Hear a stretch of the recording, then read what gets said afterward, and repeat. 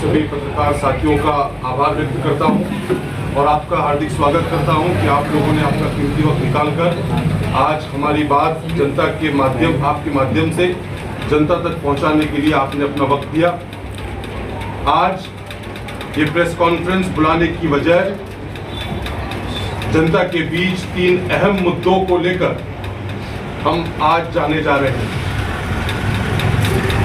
आज इस press conference में हम 3 प्रमुख विषयों पर अपनी बात रखेंगे। जैसा कि हाल ही में हमने देखा कि वक्फ अमेंडमेंट बिल 2024 मोदी सरकार ने हाल ही में लोकसभा के अधिवेशन में इंट्रोड्यूस किया, उसको प्रपोज किया। अगर हम वक्फ का जो कॉन्सेप्ट है, उसका जो डेफिनेशन है, उसे अगर समझेंगे वो ये है कि मजहब इस्लाम में वक्फ का मतलब एक एसेंशियल रिलीजियस प्रैक्टिस है जो कि मजहब के नाम पर अल्लाह के लिए अपनी जायदाद, अपना माल परमानेंटली ताहयात इस जायदाद को अल्लाह के लिए वक्फ करना, दान करने का मतलब वक्फ होता है। और इसी को लेकर मोदी सरकार ने वक्फ अमेंडमेंट बिल 2024 को लोकसभा में इंट्रोड्यूस किया।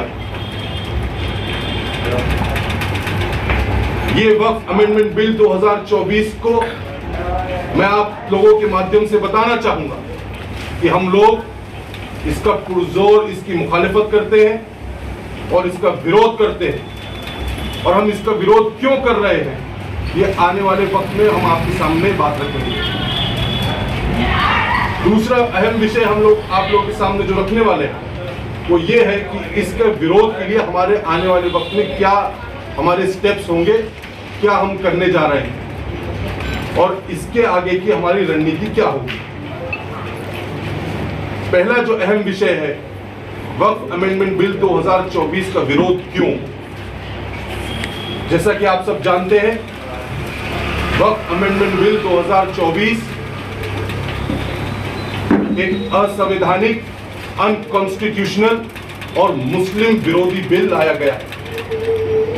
हम इसे असंवैधानिक इसलिए कह रहे हैं क्योंकि इसका जो संगठन है, इसका जो कॉम्पोजिशन होगा वो ये कहता है कि वक्फ अमेंडमेंट बिल ये कह रहा है कि वक्फ बोर्ड में और सेंट्रल वक्फ काउंसिल में नॉन मुस्लिम भाई और बहन कोई भी इसका मेंबर या चेयरमैन बन सकता है।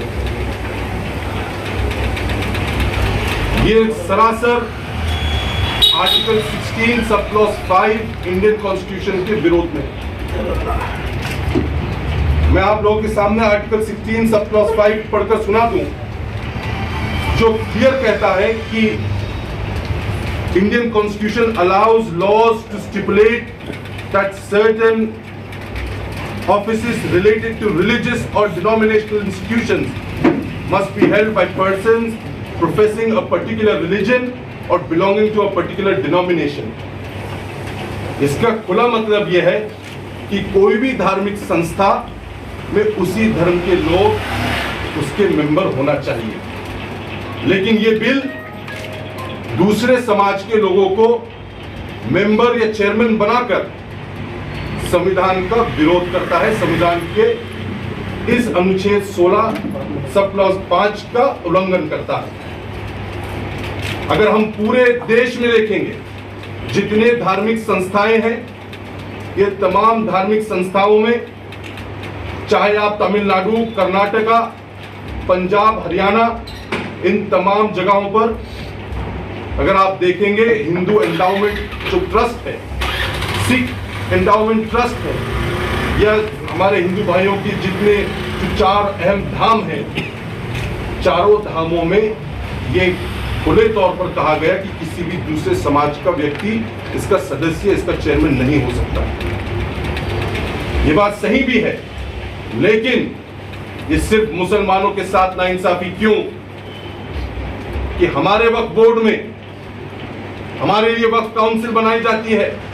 ये हमारा धार्मिक मामला है, ये हमारा मुस्लिम पर्सनल लॉ का मामला है, लेकिन उसके बावजूद हमारे वक्फ बोर्ड में ये कहते हैं कि नॉन मुस्लिम भी आपका मेंबर या आपका चेयरमैन होगा।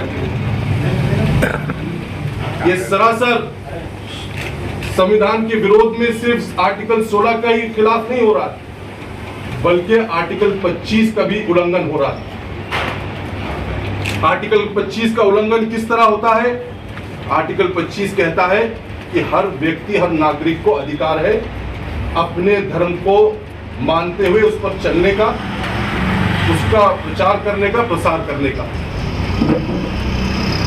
जब हमारा धर्म हमें इजाजत देता है कि हम हमारी नमाज, रोजा, ज़कात, हमारा दान, जो कुछ है अल्लाह के लिए, अगर कोई जमीन जायदाद वक्फ करते हैं तो ये हमारे मजहबी मामला है, इसमें सरकार दखलंदाजी नहीं कर सकती। उसी तरीके से आर्टिकल 26 का भी इसमें उल्लंघन हो रहा है। आर्टिकल 26 क्लियर कहता है कि कोई भी धार्मिक संस्था पर उसी समाज के लोग वहां पर बैठेंगे और उसी को वो लोग मैनेज करेंगे। तो हमने जिस तरह आप लोगों के सामने बताया कि ये असंवैधानिक है, और दूसरी वजह हम इसका विरोध जो कर रहे हैं वो ये है कि समाज में इससे जो सामाजिक सलोखा है वो बिगड़ जाएगा। आपस में मतभेद क्रिएट करने का काम ये सरकार कर रही है, और किसी तरह मुस्लिम कब्रिस्तान, ईदगाह, मस्जिदे, मदरसे जैसे हमारी धार्मिक संस्थाओं पर ये सरकार के प्री प्लान कारनामे, ऐसा हमारा खुला आरोप है।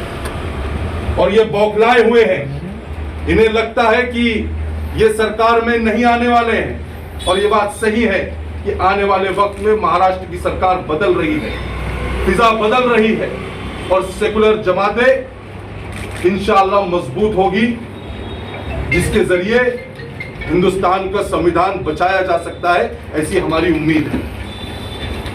मैं सियासी बात नहीं करना चाह रहा हूं, लेकिन इन लोगों पर कार्रवाई होना बहुत जरूरी है, ऐसी हमारी मांग है। और इसी के साथ साथ हम देख रहे हैं कि आने वाले वक्त में ईद मिलादुन नबी का भी मौका है, गणेश चतुर्थी का भी त्योहार मनाया जा रहा है। ऐसे मौके पर कुछ ताकतें अमन व अमान को धक्का लगाने का काम कर रही है। हम सबको चाहिए, मैं नौजवानों से खास तौर से अपील करूंगा कि आप किसी भी बहकावे में ना आए, किसी के भी भड़काने में ना जाएं।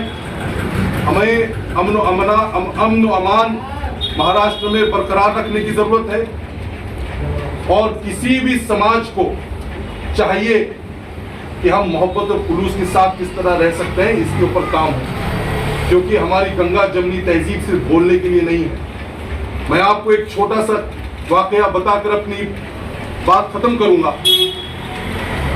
कि जब हिंदुस्तान की आजादी के वक्त अंग्रेजों ने महात्मा गांधी को अहमदाबाद की जेल में जब उन्हें नजरबंद किया, कैद किया, तो उसी जेल में मौलाना मोहम्मद अली जौहर भी थे। और अक्सर हुआ ये करता था कि तहज्जुद के वक्त जब मौलाना आराम करते थे तो उन्हें उठाने के लिए, तहज्जुद के लिए महात्मा गांधी उठते और कहते, मौलाना आप उठिए, तहज्जुद का वक्त हो चुका है, उठिए, नमाज पढ़िए और मुल्क के लिए, आजादी और अमन के लिए दुआ करिए। तो ये मैसेज, ये हिंदू, मुस्लिम, सिख, ईसाई, हम सब है भाई भाई वाला मैसेज हमको आम करने की जरूरत है। और इसी मैसेज के साथ हम अपील कर रहे हैं कि महाराष्ट्र में अमन व अमान बरकरार रहे, मोहब्बत और खुलूस हिंदू मुसलमानों में बरकरार रहना चाहिए, तो ही हमारा विकास हो सकता है। वरना ये फासिस्ट ताकतें महाराष्ट्र को ही नहीं बल्कि देश की लोकशाही और संविधान को खतरे में डालने वाली है। इतना ही कहकर मैं अपनी बात खत्म करूंगा। आपके पास अगर कोई सवाल होंगे तो आप पूछ सकते हैं। लोग ये मैसेज जनता तक पहुंचाएंगे और इसे ज़्यादा से ज़्यादा ऑब्जेक्शन हम किस तरह सबमिट कर सकते हैं, इस पर हमने बात।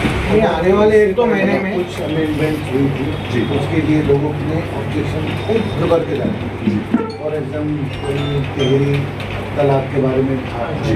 उसके अलावा भी और एक दो जो इशू आए थे उसमें लोगों ने हर बार अपने पैसे खर्चा करके अपनी सारी चीज़ें करके ऑब्जेक्शन डाला है। इस बार भी आप बोल रहे लोगों के ऑब्जेक्शन डालिए, क्या सरकार कौन होगी या फिर इसको वक्फ बोर्ड को भी जिस तरह पहले बिल मंजूर कर लिए गए जबरदस्ती या जोर जबरदस्ती के